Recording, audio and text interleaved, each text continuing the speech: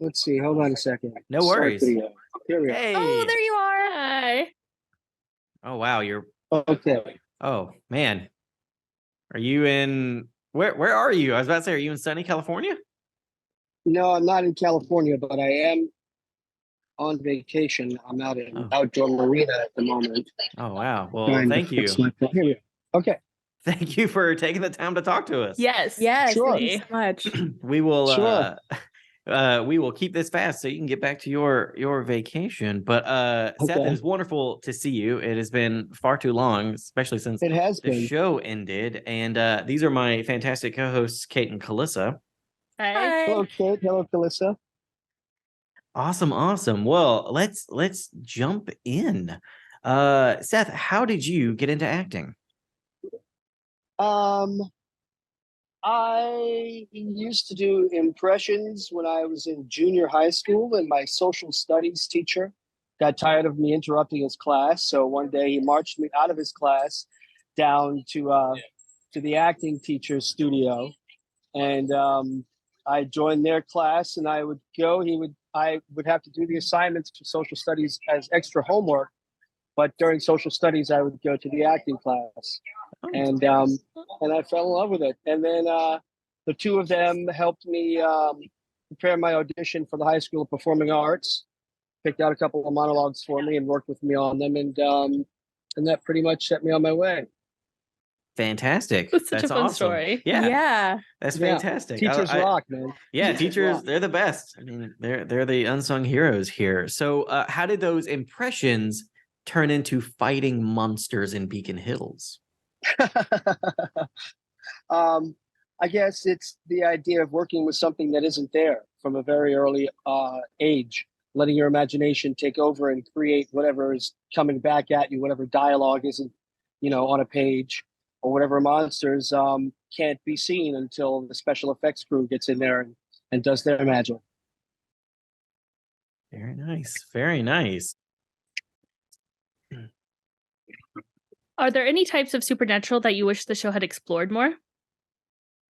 I don't know if it's supernatural, but I've always been kind of caught with the idea of invisibility, the power of invisibility. Oh, okay. And what would that entail? Would that completely drain someone? Would they have to go into some crazy Zen state and burn up a lot of fuel, a lot of body fuel to turn themselves invisible and go and spy on, the opposing camps or that kind of thing? Or, would they have to learn how to maintain invisibility for more than a 6-minute span? Would they risk being visible again? And would that put them in peril? Those kinds of things would be interesting to me. But I don't know if that's a supernatural power or just some kind of science fiction thing. Hey, anything can be a supernatural power. Real quick, was that 6-minute time limit from is that a reference to that show, the sci-fi show, The Invisible Man? Because I think like from the 90s where he could only be invisible for 6 minutes or 3 minutes or something. Okay. Yeah. Awesome. He had a time frame on it, Awesome. and then he couldn't maintain it anymore. So it wasn't like you just walk around and spy on what your parents really think about you or anything like that. Right. Yes. Awesome. Fantastic. So how did you end up on Teen Wolf?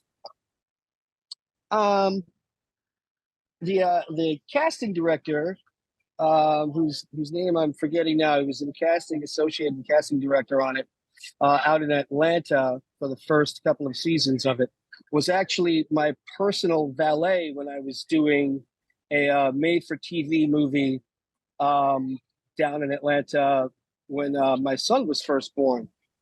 And my wife and son and I went down to Atlanta and we stayed in the mansion. And the production, it was for The People versus Leo Frank for PBS. The production assigned me, because I didn't have a car, like a personal kind of assistant. And he basically chauffeured me and my small son around and said that he was going to get into casting one day. And when he got into casting, he wanted to know if I would be interested in coming in for some of his projects. So I said, sure. I'm forgetting his name right now. He was a lovely man. And he went on to cast for Tyler Perry, Tyler Perry Studios. I'm forgetting his name. But anyhow, Teen Wolf was his first project. And he called me up and he said he could get me an audition, and that Jeff Davis, who was the creator of Teen Wolf, was actually a big fan of mine from The Wire, and he was pretty sure that he could get me a meeting straight with Jeff Davis, which Nice. which he did, and then he hired me. That's awesome. Yeah. That's awesome. Fantastic. That's such an interesting way for that to come about. It really was. Yeah. So how did working on Teen Wolf, the series, compare to working on something like The Wire or like The Walking Dead? Well, The Walking Dead was a very visceral, hands-on kind of set. A lot of the stunts were practical stunts, meaning that you did them on the location and on the spot that they took place. If you were killing a walker or a zombie, it was usually another person dressed up, and you had to go through kind of fight choreography to do it. And they preferred us dirty and exhausted on The Walking Dead. So you were in it. You could smell it all around you that you were in it. Whereas Teen Wolf is a nice studio that they built out there in California for us that had a gymnasium in it, I think, at Jeff's behest. So all the muscled up young men could keep their muscled up young frames. I, of course, did not have to be muscled up and did not take advantage of said gym. However, it was a very clean set, and it was a very youthful set. There was lots of really energetic, youthful energy on the set of Teen Wolf that there wasn't on The Wire. The Wire was very kind of heavy, and a bit of a downer in the sense that you were always dealing with very dark, heavy material. Whereas for me on Teen Wolf, I was kind of like an answer man in a sense. So I was rarely in harm's way. And when I was in harm's way, I found out that Deaton is quite capable of taking care of himself.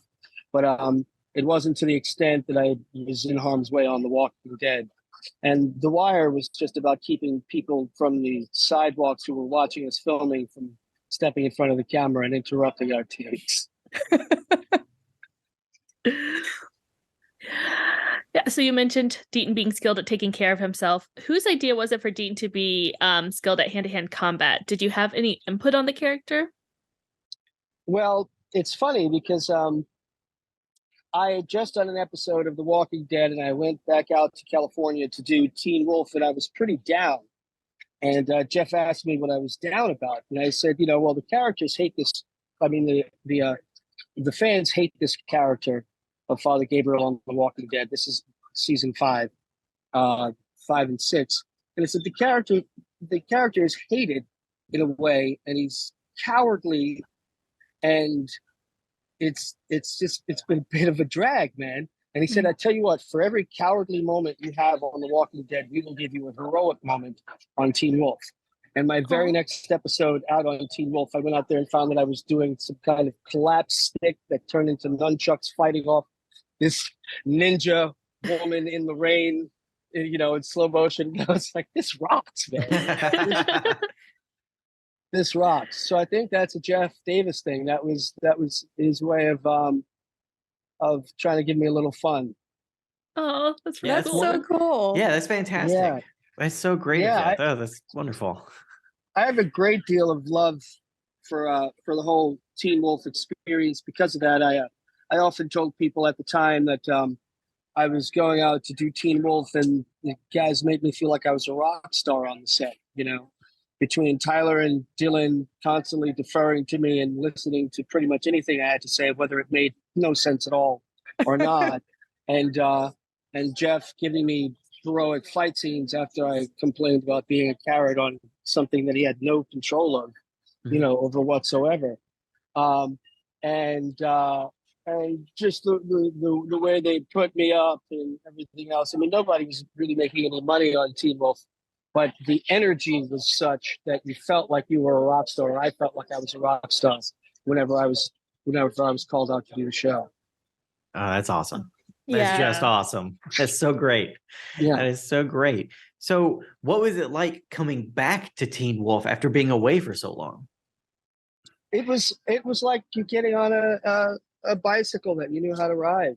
You know, it was familiar. It was comfortable. It was great to see everybody thriving, you know, and shining in their own various different adventures. It was really, it was really kind of smooth. Awesome. That's fantastic. So there's a lot about Dr. Deaton that we only get hints about on the show. Did you ever discuss his backstory with any of the writers or other actors? Um, no, Tyler always had questions that I couldn't answer, so I would just uh, defer to Jeff in those instances. I did speak with Jeff about a bit of his backstory, and I think if we had more time, we could have gone into it. He had some very fun, cool ideas that I don't want to give away because I don't know whether or not he plans on using them in another capacity or something like that.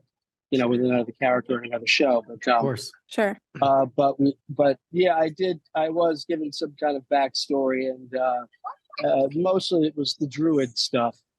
You know, That's awesome. We actually did have a fan question related to the Druid storyline. Fan asked, where do you think Deaton's loyalties lie during the series? The role for Druids is presented as protecting the balance. Do you think part of the reason he was such an enigma was because he had to toe that line of maintaining the balance? I think that's a possibility. I think that's a possibility. I tend to look at it more as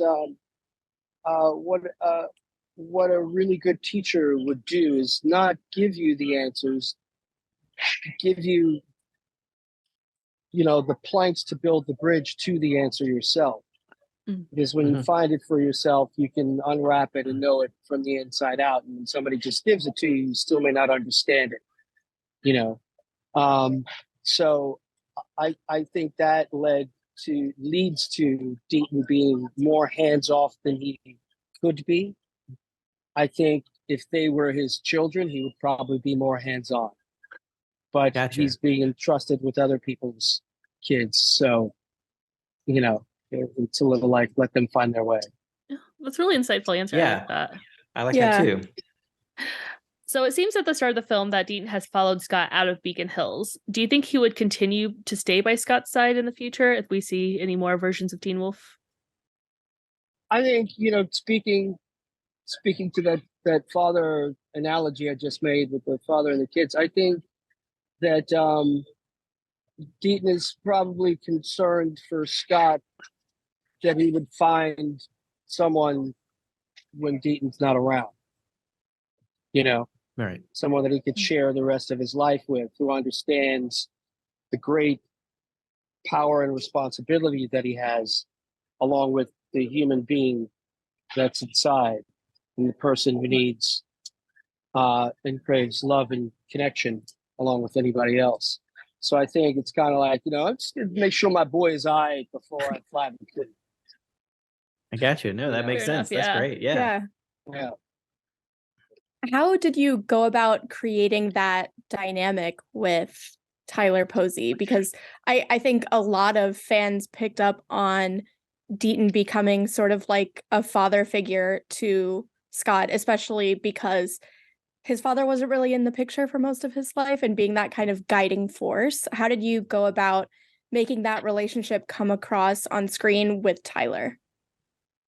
That's mostly just listening to a lot of his ridiculousness as if you're really interested. All right. Okay. What is this madman blathering on about now? Only from the minds of Minolta. You remember that old commercial? It's what? What are you saying? No, I think I genuinely like Tyler.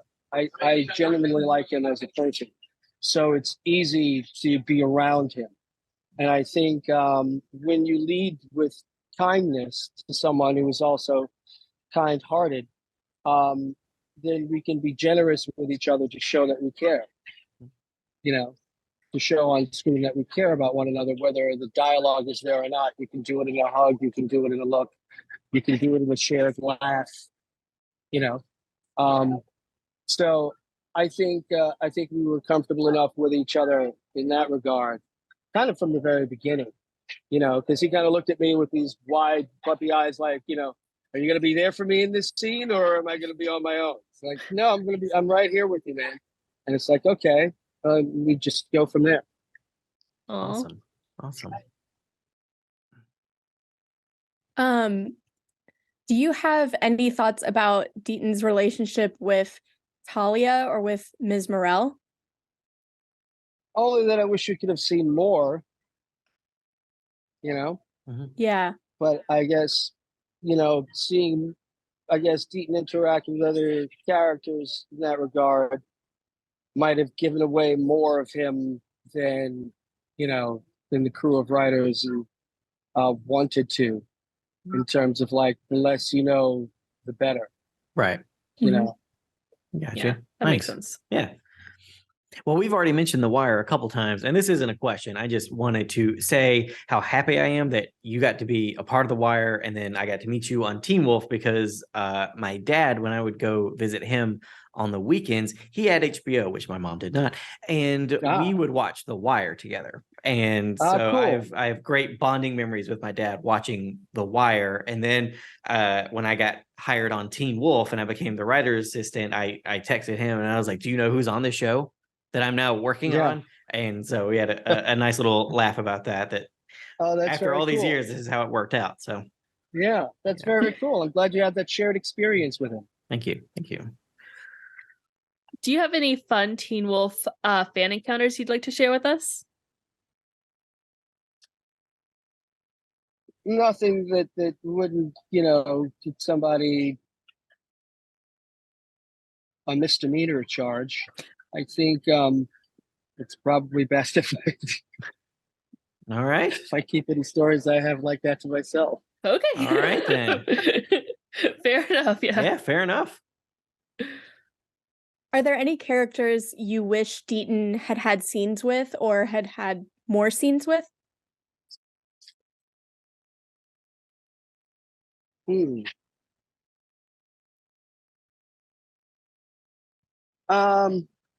I really liked. I'm getting I'm mashing names together here. Who does Ian Bowen's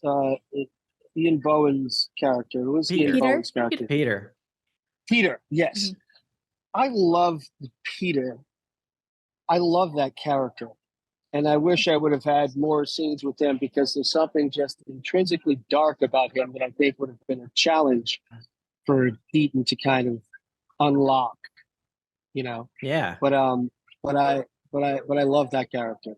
So those two characters didn't really share too much screen time, at all here or there.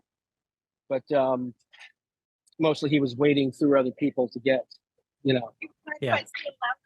So yeah. I'd That's say awesome. Peter. That would have been fun. That Yeah, I definitely would would like have to been see fun. more scenes. Yeah. There. Is there a genre that you prefer to act in, or one that you find particularly challenging? I prefer kitchen sink dramas, based in reality in real time. But I'm a big science fiction fan, so I love sci-fi. I'm not much of a horror fan, which is interesting that I found myself in the horror genre. Probably because I'm so easily frightened and grossed out by things horror filled. Not a lot of acting then. Yes, exactly. It's just a lot of just turn the camera on that dude. You'll get what you need. That's fantastic. Well, speaking of science fiction, what was it like working with the Mad Dutchman Paul Verhoeven on Starship Troopers? Oh, that was a blast. I was just talking about that. I was just talking about that with Jake Busey a little while ago. Nice. The kind of fun that we had. He made us these giant potato guns made out of PVC pipe.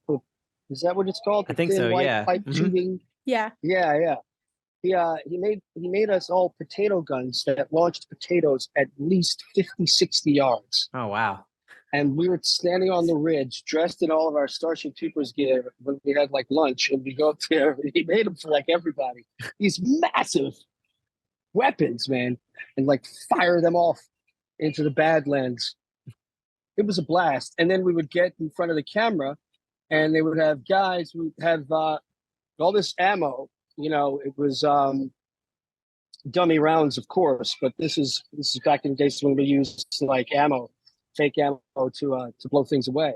And there'd be a line of 12 of us with these modified guns that switched from AR-15 to AR-16s, like assault rifles, and then shotguns on the bottom of them. And about 20 yards away, there would be men with metal poles and green tennis balls on the top of that, about 10 feet high in the air. And they were the bugs. Right. And Paul Verhoeven would be in between the men with the poles and us firing with his plexiglass faceplate on, jumping around going, and the fucking bugs are coming and they're crazy, they have to kill you. They're about to kill you. You have to shoot them in the fucking head. And he'd be running back and forth doing 30-yard sprints while we're just shooting at him. Oh my Essentially, God. like all day long, just running. And the fucking crazy. And he's making bug sounds and he's clawing his hands Oh my God. like all day long, man. This dude is insane. So it was a lot of fun. That's awesome.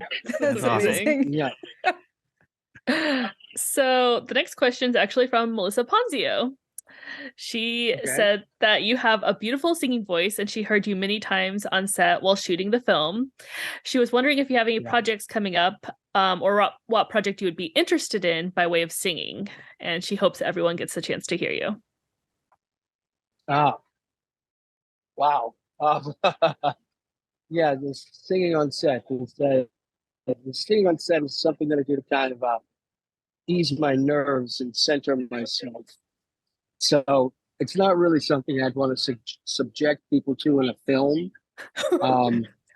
But I do love the karaoke, I have to say. Nice. I'm all over the karaoke scene. And I like to think that I can carry a tune when called upon, but I'm not sure. I don't know how to read music, and I don't know how to play any musical instruments. I'll play like a blues riff on a guitar, but that's it. And I don't know that I've got the discipline at this point to learn an instrument unless I was specifically playing a character that had to play the guitar or whatever. Gotcha. But it's not something where I'm like, I'm going to write the Buddy Guy story. I'm going to play Buddy Guy. You know, it's not coming from me. If someone says, they said, you want to play Buddy Guy, you know, we're going to give you an instructor. Okay. But it's not something I'm actively pursuing. So I do a little bit of strange singing in this film I did called Zombie Wedding that I think is coming out later this year. Nice. Yeah. Yeah. Very nice. Sounds fun. Yeah. Well, if there's ever Teen Wolf the musical, Yeah. hopefully we can rely on you to Yeah. lend your pipes to that. Absolutely. You know, I can blow on a harmonica or something like that. Do you have a favorite memory from the Teen Wolf set, TV show and movie?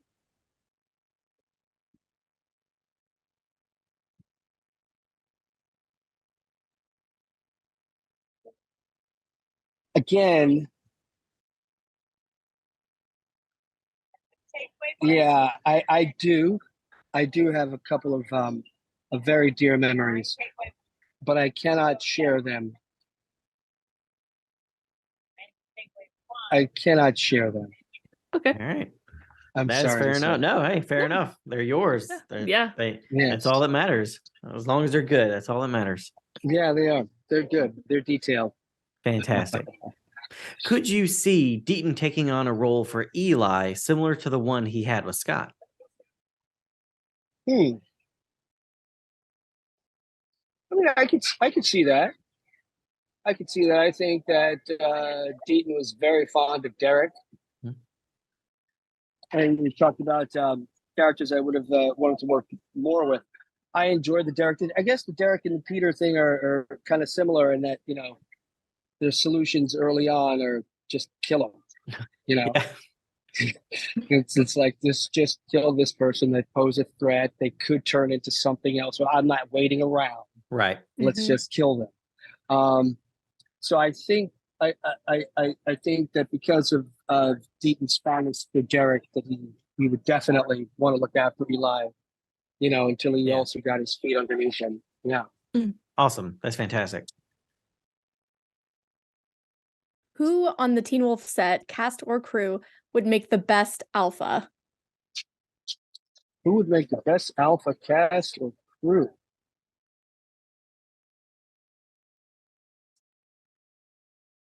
I don't know. I'm sorry, Tyler Posey, but I'm gonna say Tyler Heckler. Oh, Nice. Nice. I'm gonna say Tyler Heckler. I think he's been so beautiful for so long. I mean, did you see Road to Perdition when he's like 9 years old or something? like that? Yeah. yeah. Yep.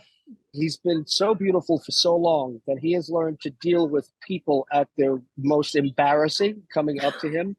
And he does it with kindness and generosity, which I think are great leadership traits. Mhm. And I think that because of that and his drive as a person, and his sense of honor, I think that he would make a great alpha. I think that Tyler Posey would make a great alpha, but he's still way too playful.